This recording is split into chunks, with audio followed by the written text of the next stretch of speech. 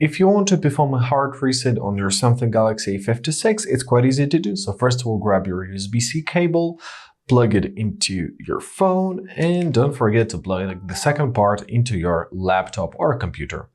Now locate your power button, your volume down button, and your volume up button. Those are the buttons which we're gonna be needing. Great. Now let's hold our volume down button and power button all together. Keep on holding them until your screen will go dark. Now switch from volume down button to your volume up button and keep on holding your power button.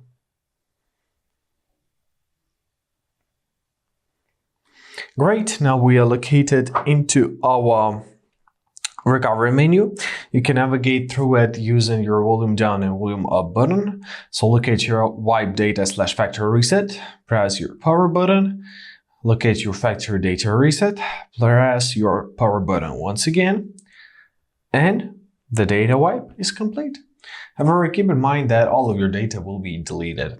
So let's press reboot system now, and we are done here. And I hope this video was helpful. Thank you so much for watching. Have a great day, and please consider subscribing to our channel.